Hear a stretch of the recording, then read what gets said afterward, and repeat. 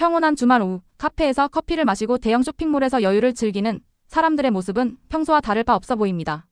하지만 이 평화로운 풍경 아래에서 거대한 폭풍이 소리 없이 다가오고 있다는 사실을 눈치챈 사람은 극히 드뭅니다. 숫자는 이미 비명을 지르고 있지만 정작 이 위기를 관리해야 할 이들은 입을 굳게 닫고 있습니다.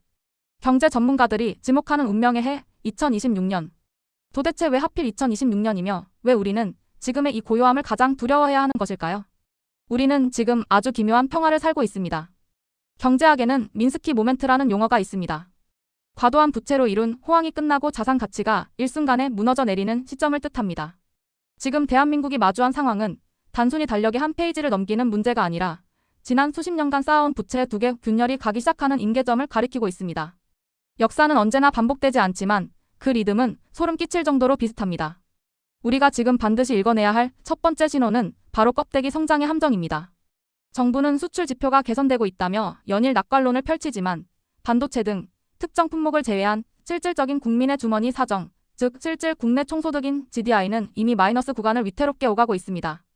기업은 숫자로 성장하고 있을지 모르나 서민들의 월급 봉투는 가파른 물가 상승에 녹아내려 실질적인 구매력을 잃어가고 있습니다. 두 번째 경고등은 기업의 창고에서 켜지고 있습니다. 통계청이 발표하는 재고 순환지수를 살펴보면 생산은 계속되고 있지만 출하가 이를 따라가지 못해 재고가 쌓이는 속도가 역대 최고치를 경신하고 있습니다.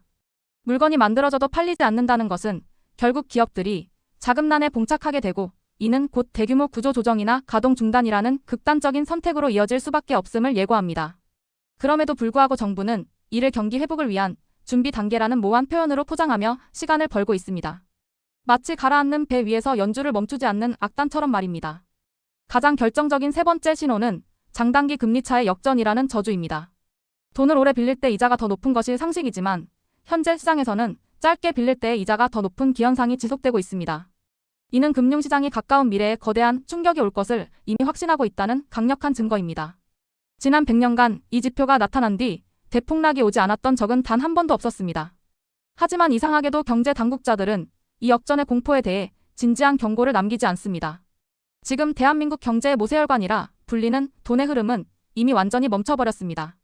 화폐 유통 속도가 역대 최저 수준으로 추락했다는 것은 돈이 시중에 풀려도 사람들의 주머니나 은행 금고 속에서 굳어버렸다는 뜻입니다. 대한민국 경제의 허리인 30대와 40대 직장인들은 가파르게 치솟은 금리 탓에 월급의 상당 부분을 이자로 내놓고 있습니다. 점심 한 끼 만원 시대를 넘어선 런치플레이션은 소소한 행복마저 앗아갔고 이는 즉각적으로 자영업자들의 폐업 위기로 전이되고 있습니다. 우리는 안방에서 아무 일 없을 것이라는 뉴스에 안심하고 있지만 외부의 시선은 급격히 차갑게 식어가고 있습니다. 세계적인 경제 매체들은 한국을 탄광 속의 카나리아라고 부르기 시작했습니다. GDP 대비 세계 1위 수준의 가계부채와 전세 제도라는 특수한 휘발성 그리고 초고령화에 따른 잠재 성장률 하락을 근거로 외국인 투자자들은 조용히 짐을 싸고 있습니다. 글로벌 금융시장의 큰손들은 이미 2026년을 한국의 부채 상한이 몰리는 위험한 시점으로 보고 레드카드를 준비하고 있습니다.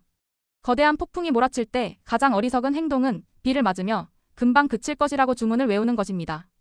2026년 대폭락이라는 파고 앞에서 우리가 당장 실행해야 할 첫 번째 생존 리스트는 자산의 수비적인 재배치입니다. 지금은 공격이 아니라 수비가 이기는 게임의 시간입니다. 원화 가치가 하락할 때를 대비해 달러나 금 같은 안전 자산으로 성벽을 쌓고 고금리 시대의 목을 조르는 부채를 가장 먼저 덜어내야 합니다. 폭락장에서 가장 먼저 쓰러지는 자는 자산이 없는 자가 아니라 감당하지 못할 빚을 짊어진 자들입니다. 두 번째는 현금 흐름의 다각화입니다. 근로소득이라는 단일 엔진만으로는 폭풍우를 뚫고 나갈 수 없습니다. 인공지능과 자동화 기술이 인간의 노동력을 빠르게 대체하는 시점에 경제 폭락이 겹치면 기업은 가장 먼저 인건비부터 줄이려 할 것입니다. 이제는 직장인이라는 계급장을 떼고 스스로가 하나의 수익 시스템이 되어야 합니다. 다행히 기술의 발전은 우리에게 위기인 동시에 강력한 무기가 되었습니다.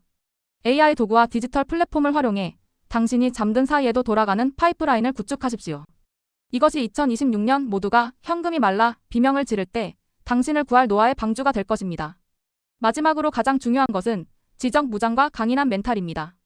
2026년 대폭락이 시작되면 언론은 자극적인 헤드라인으로 당신의 이성을 마비시킬 것입니다. 이때 본질을 꿰뚫어보는 경제 문해력이 없다면 군중 심리에 휩쓸려 최악의 결정을 내리게 됩니다. 남들이 탐욕을 부릴 때 두려워하고 남들이 두려워할 때 기회를 포착하는 힘은 평소의 공부에서 나옵니다. 부의 사다리는 평화로운 시기에는 절대 내려오지 않습니다.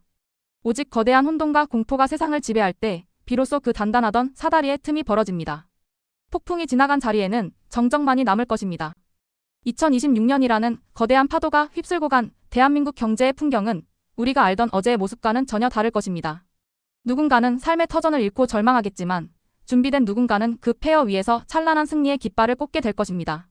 역사는 언제나 대폭락 이후에 새로운 지배자가 탄생했음을 증명해 왔습니다. 준비된 자에게 위기는 축복이며 깨어있는 자에게 폭락은 부의 기회입니다. 거품이 걷히고 난 뒤 드러날 당신의 진짜 모습은 무엇입니까? 공포에 질려 도망치는 뒷모습입니까? 아니면 새로운 시대의 개막을 알리는 승자의 미소입니까? 선택의 시간은 생각보다 많이 남지 않았습니다. 오늘 당신의 결단이 다가올 지옥에서 당신을 구원할 유일한 방책이 될 것입니다.